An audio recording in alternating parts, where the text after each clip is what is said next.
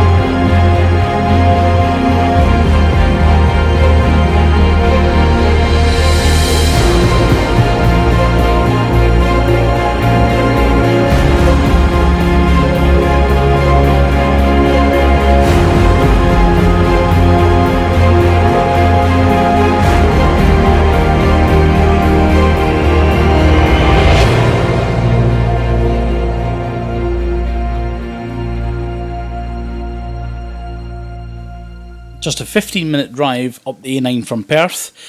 Newtyle on the River Tay lies just below Dunkeld and above Murtley, and throughout the year offers a very good chance of catching fresh run salmon.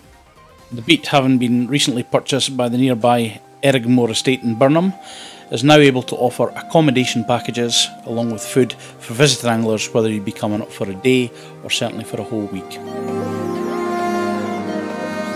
Catches at Newtyle are consistent throughout the season, and daily catch records could be checked online at fishtay.co.uk, where you could also book your day's fishing or certainly week's fishing at that as well.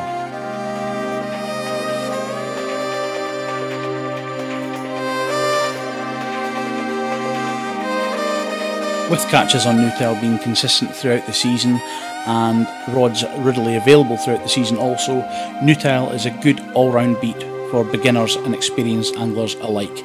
And combine that with the scenery that's around you, it does make Newtyle a very attractive beat to come and fish, not only for the fish themselves, but also on the wallet.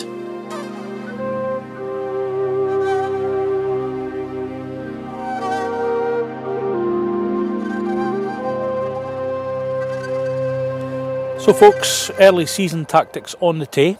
The most important thing with this river, it's not a fly only river. You could spin on here and you could worm at certain times of the year as well. So it really is important to be versatile.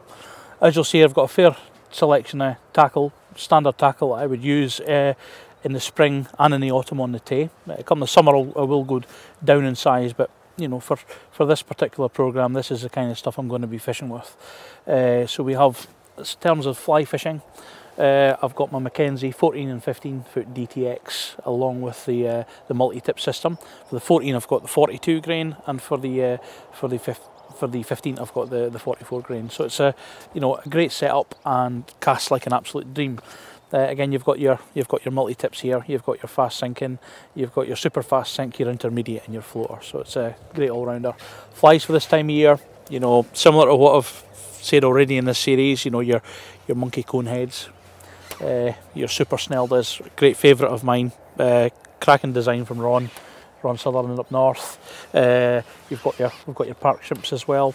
Anything like that, you know, just something that's got a bit of colour in it. Orange, black, yellow, really good colours, work well. Black and green, your monkeys, your sunrays. You know, don't be scared to experiment about. You know, think of the people, the guys that are spinning on this river, the size of your Salmos, your Vision 110s. You know, the flies can be quite big as well. You know, and that's why your monkeys and that are well worth a shot. They work well on the D. There's no reason why they won't work well on the Tay. As far as the spinning setup, it's pretty much two lures that I'll fish on the Tay. One is the Salmo, which is very similar to a Toby, slightly wider, and you know, you get a bit extra movement in the water with it. Absolutely deadly lure on the Tay, and without a doubt something that you should always have in your box if you're fishing up here, or anywhere for that matter, any river that's got salmon in it. The Vision 110's a bit of a revolution. These lures have just kind of changed the way spinning is on the Tay. They're absolutely deadly. There's one angler who will not name, but has recently was fishing up on the Tummel. There was guys fishing the fly, half a dozen guys fishing the fly. He decided to go down and fish a Vision 110 after fishing the fly, and he caught 5 fish. The rest of them caught nothing. So there's a lot to be said for spinning. A lot of people do turn their nose up at it. You're not allowed to do it on other rivers. Me personally, I've fished the Tay since I was young, or the Tay system when I was young. You know, it's really important to be versatile. So spinning and the fly, if you're coming at the Tay, if you want to maximise your chances, you know, have your spinning rod set up and have your fly rod set up, and don't be scared to have a harl either. Harl accounts for a lot of fish early season, so it's good to maybe just kind of bite the bullet and try something a bit different. So that's your Vision 110s, your Salmos. With the on that note, I actually changed the hooks off my Salmos and Vision 110s, and I put owner hooks on them. They're chemically sharpened, they tend to hold on to the fish a little bit better. I'll also take the back hook off and just keep the middle hook on there. These fish tend to take them side on, and it just kind of helps you keep a hold of the fish, maybe lose a lot less. And again at the front, you know, when you're tying the knot on the Vision 110s, use a Rapala knot. If you're not sure about a Rapala knot, if you go online, Google it, there's plenty of information on YouTube and such as where you could find out. It's a very simple knot to do. Okay, we've talked about the tips. Again, going back to the fly, breaking strain, anything from 15 up to 20, up to 25 even, you know, that'll be absolutely fine. Obviously, as the water gets lower, you could lighten up your tackle and reduce the size of your flies down a little bit. Again, if you're using Spey lines, you know, floater with a long fast tip on it, intermediate with a fast tip, that should do you. You don't, certainly in the middle river, it's not, for the most part, it's not a deep river. You don't need to go really deep down. As the temperature's warming up now, it's April, so you know, fish are going to be running fairly high up in the water. So you could, as I say, you could expect to come up in the water and get a bit of success doing that. And lastly, we have the Rapalas. Very similar to the Vision 110, but they don't have the ball bearings inside. Still very effective, and there's various different colours and sizes of Rapalas, and any decent tackle dealer will have a good stock in there. There'll be Angling Active in Stirling, Robbie Angler's Choice in Dundee. They've all got good stocks of lures, so you could go online and get them there. Now, as far as reels go for spinning, you know, you've got your fixed spool reels. Shimano, they always do a good cracking reel. Good for worming, good for spinning, good all-rounder. I prefer to use braid on mines. Some people still prefer monofilament, but I prefer braid purely because it's thin, it's strong, and you could feel every single thing that's going on that line because there's very little resistance. Some people prefer your multipliers. I fish with them sometimes. Me personally, I prefer my Shimano, my fixed spool reels. And that's it. And that's it really. In the spring, you know, keep it simple, vary your tactics, and fish hard. And I think the secret as well is, if you're going to come and fish in the spring, sometimes it's good to come regularly just for a few hours, as opposed to come and fish the whole day. You know, pop up at night, you know, for a couple hours fishing, come back up the next night. You know, that way you're going to hit it at the right times, particularly if the water's low later in the season. So there you go. So we'll go and see how we get on.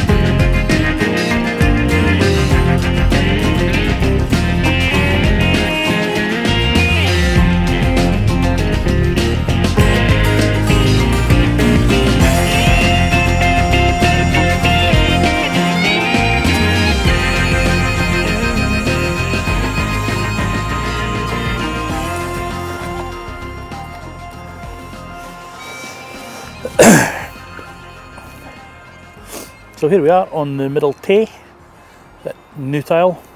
We're just down fishing at the Boil, just down from the hut, and I have to say, absolutely stunning piece of water, stunning beat. In fact, Newtyle sits in between Murtley 2, the upper beat, and Dunkeld House at the top, and in between you have the Dunkeld town water itself. It's a cracking beat because it fishes in most heights of water. You could fly and spin as well. There's been a decent number of fish taken on Salmos and Vision 110s. There's a few coming off the fly, so we're just going to persevere with the current setup,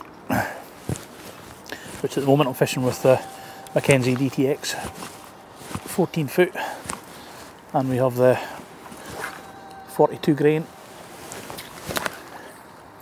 shooting head system on the front there, and I must say it casts like a dream. On the business end, on this setup, we have an intermediate tip. We've got 19.5 pound fluorocarbon, and we have a cone head monkey. And on the other rod we have the same setup, but in the 15 foot DTX. It's a 44 grain, and we've got a fast sink tip on there, and we've got one of Ron Sullivan's, my favourite, the Super Snelda. So between the two setups, hopefully we'll maybe get a fish.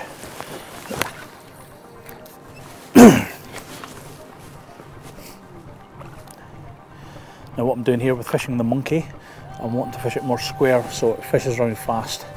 Because it comes into the slower water here, I'll just gradually start to strip it slightly, or you could figure eight it, just to try and instigate that take.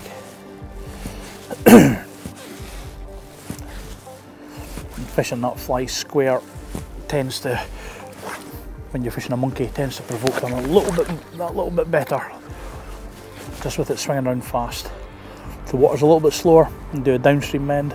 If it's a little bit faster, as it swings around a little bit, just do an upstream mend just to kind of slow it down, and then at which point you could start working the line. Again, just vary it.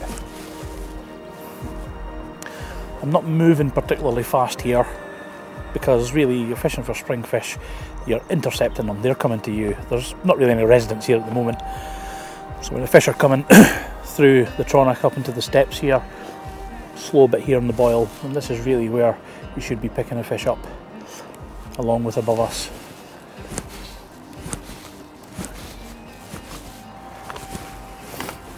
Now as the pool just slackens out a little bit here, what I'm doing is just doing a little start in the figure of 8, just to kind of give it a little bit of pace as we come down and come around, so it doesn't certainly hook on the bottom.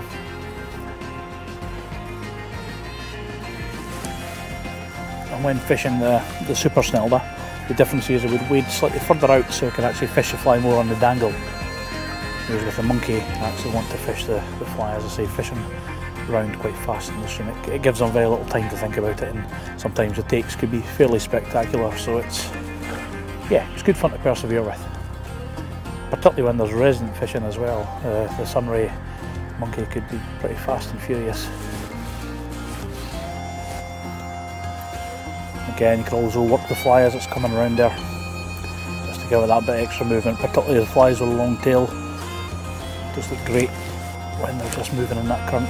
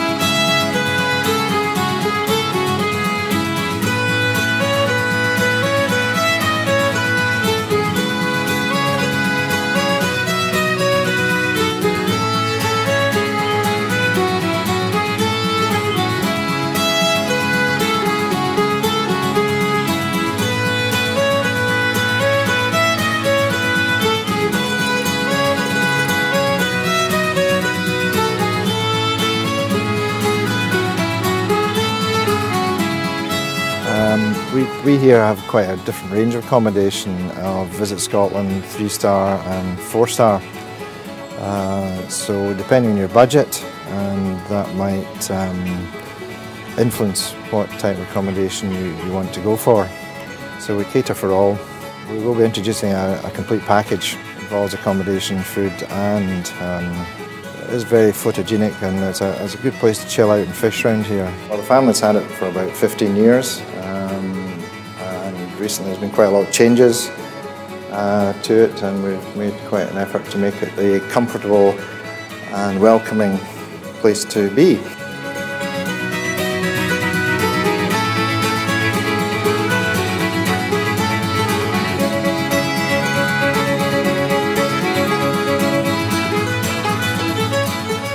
Well, at Erringmore we have self-catering accommodation both in lodges and cottages and apartments, which we run all year round. So therefore, in the depths of January, when the beat opens, we still have accommodation that runs at that point.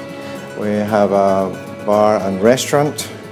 We have a swimming pool, and the main sort of bar you see here is a comfortable place to relax after a hard day.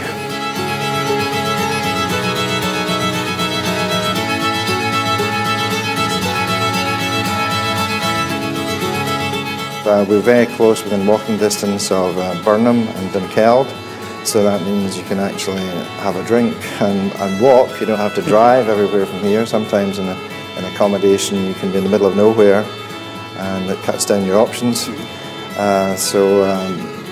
Kelt itself is full of little cuthy bars and kind of eateries, so you're not limited to just being here. Shall we go and have a look at some of the rooms? Sure, okay. Yeah.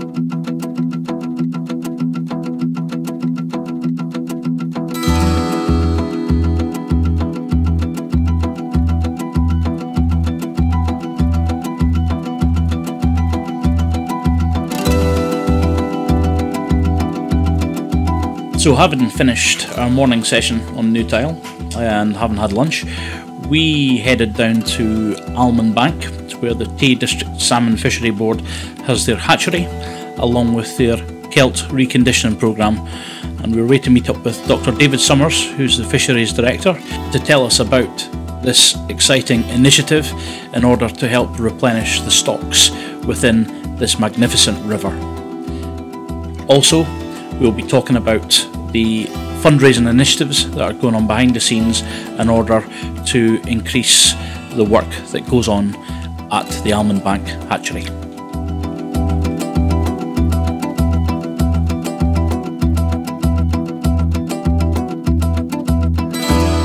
So David, thanks for taking the time to have a wee chat with us today. Greg. It's great to be back up fishing on the Tay.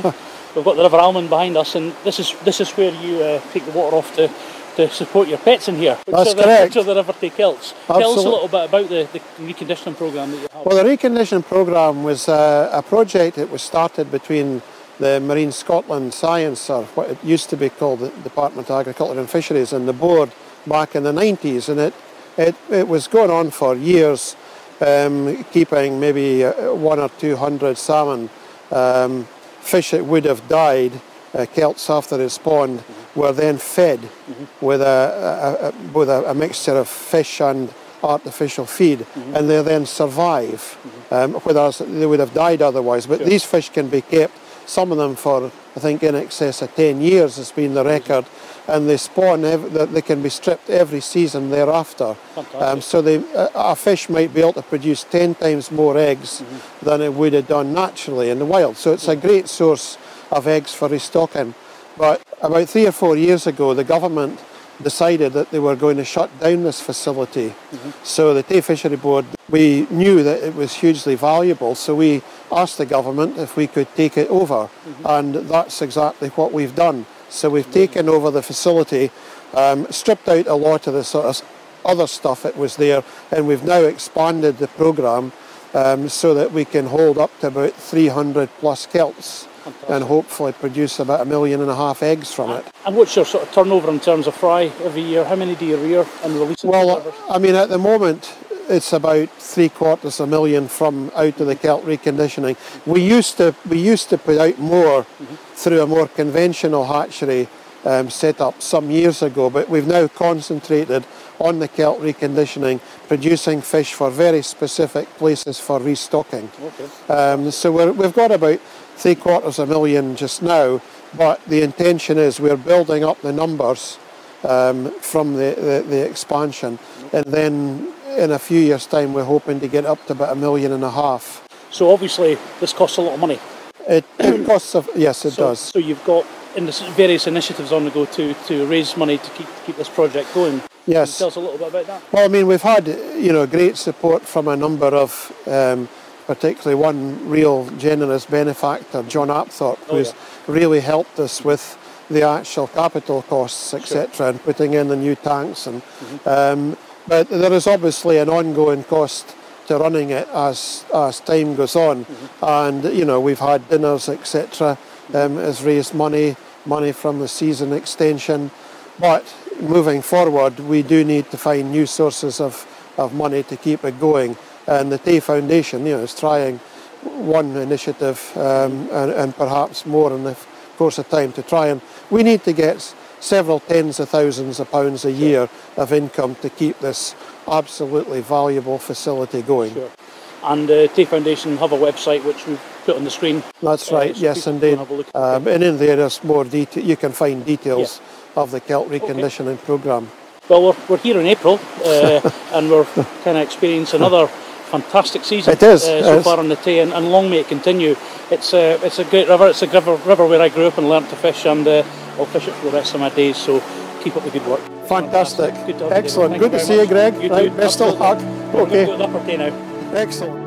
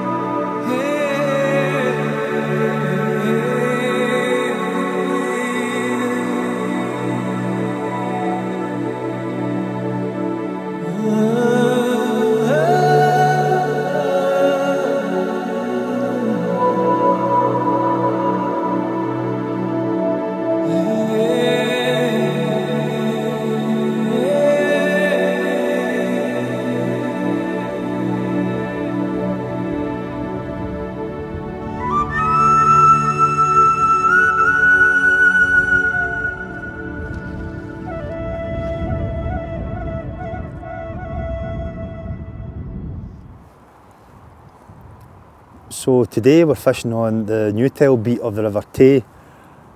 I've just had a pull from my fish just now there. That's the first of today. I'm just hoping, fingers tightly crossed, that it'll come back again. I'm fishing a Mackenzie intermediate head, and I've put a 10-foot sinking tip on it just to give me that wee bit more depth. I have also just seen a nice clean fresh fish moving at the other side of the pool there, but it looked as if it was a running fish.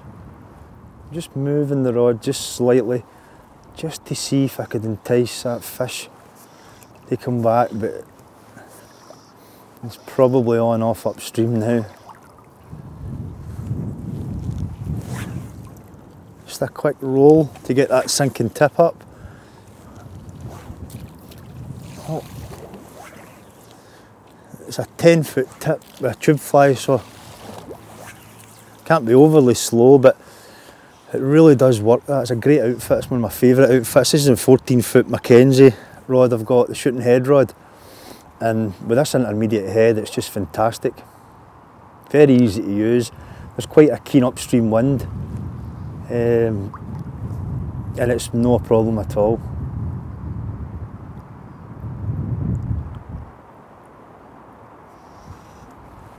The anticipation's still there.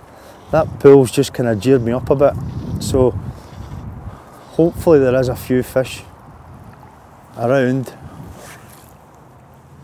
It's us a quick mend upstream just to control the speed of the fly, and the line's fishing round lovely. I can just see the line just subsurface. Right, get that tip up. Takes a wee bit more effort when you've got a fairly weighted fly on. I still don't want to go too fast. I say the water doesn't feel certainly too cold today, and the trees are seeming to just lose their autumn colours and just beginning to, I think spring's just arrived in the last couple of weeks. It can be frustrating sometimes when you get a pull like that or a take and nothing comes of it, but that's just salmon fishing. I don't think I necessarily done anything wrong, it just wasn't to be.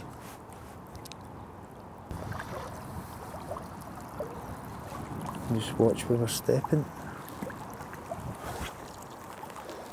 I don't want to use, I'm rolling that quite hard there because the wind is quite strong, but also I don't necessarily want too many very sharp, short movements. I want to use the momentum of the line to get that tip and that heavy fly up. It doesn't really respond well to very short, compact movements, so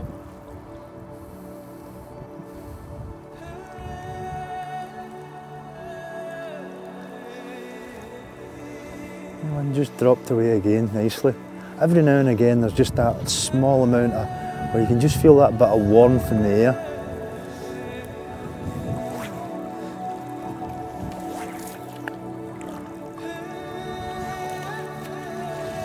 Just going to put that back down again because I want to make sure that that flies well out the way.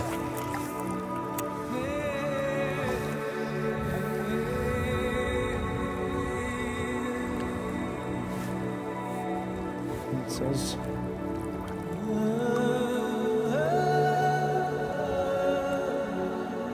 Perfect.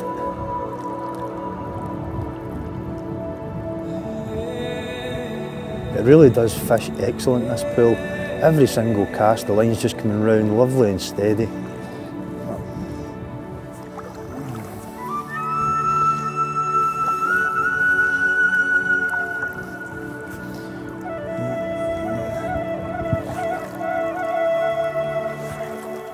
Okay. Round. Quick mend just before the line sinks, just to take the back end upstream a bit to curve the line around properly, let it swing round at a good angle.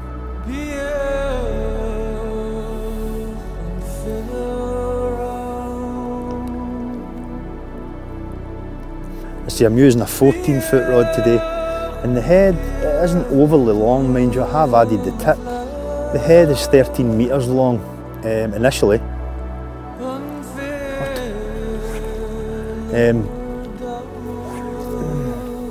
But this 14-foot rod is more than adequate. I mean, I'm covering almost 3/4 of the river there, and it's a reasonably heavy fly. Just to get down just slightly, a big fast flowing river.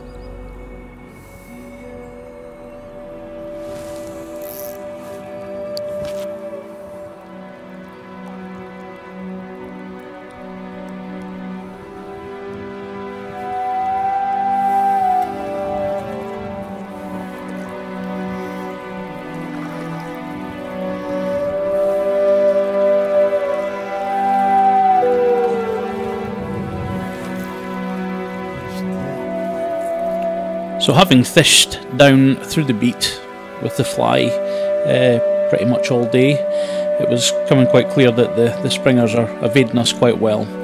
Other than a few fish we've seen early on running through the beat, it's been fairly quiet all day, other than a few touches here and there. So we just decided to head back up towards the boat, at which point on the opposite bank, Newtyle regular Alan Rennie appears to be into what could be a springer.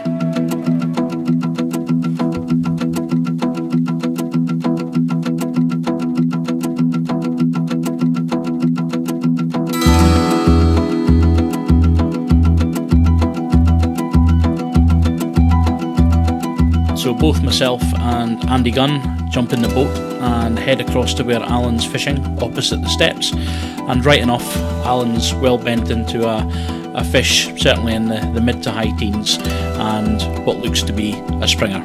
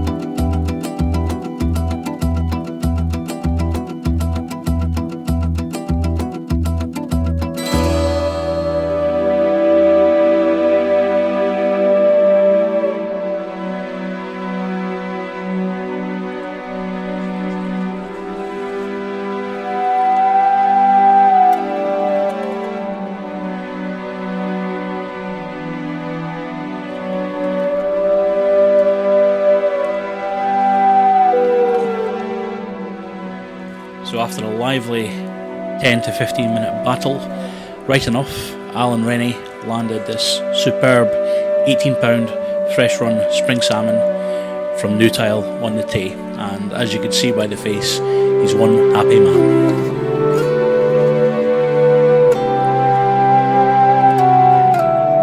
And Alan, after getting his photo taken, put the fish back in an expertly manner for the fish to go back and hopefully produce more of the same for future generations.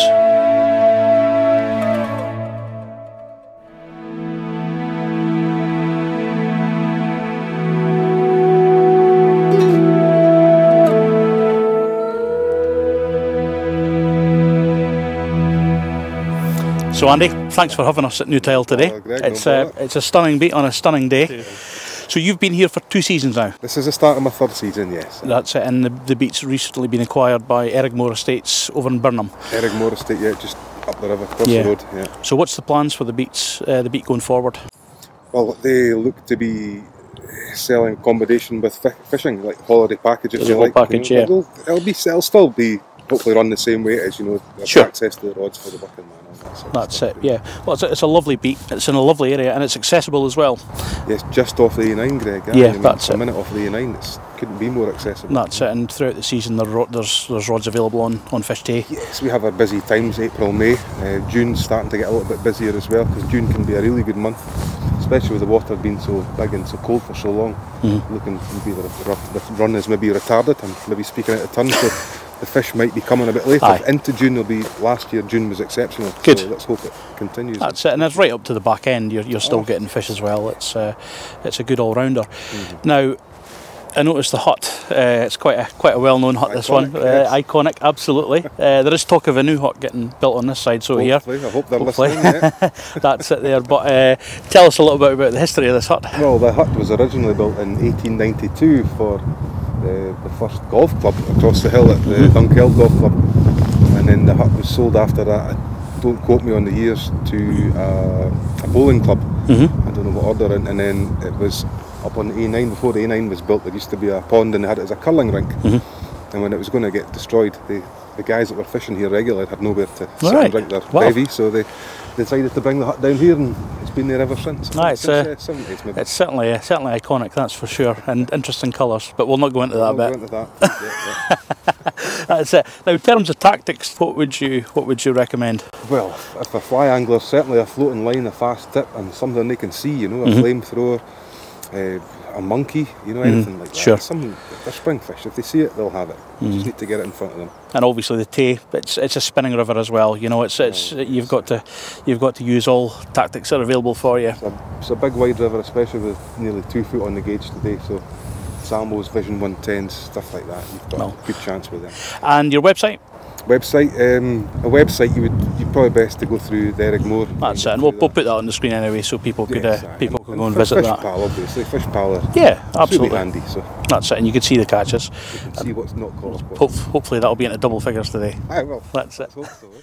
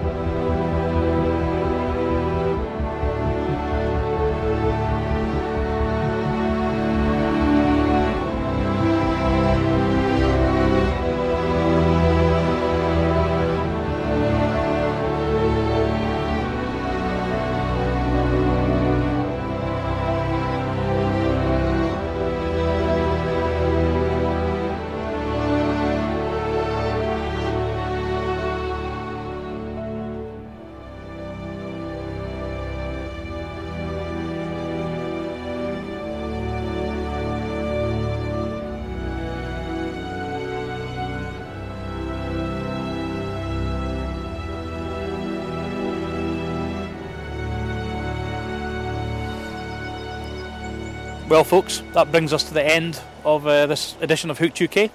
We've had a great time fishing in the Middle Tay. It's a glorious place, fantastic accommodation and a fantastic gilly. So what more could you ask for when you got a beat that's as accessible as what Newtyle is, and you know, close to Edinburgh, Glasgow, Perth, Dundee. It's a great place to come. Behind me you've got the famous church pool, which will give you an indication of where we're heading next for part 3 of our Tay series, the Upper Tay. We're going to be heading up to the upper river. We're going to be fishing above here. We'll be fishing the church pool itself amongst other beats, and we'll be looking at some of the top quality accommodation that is available for visiting anglers on this often forgotten about part of the river.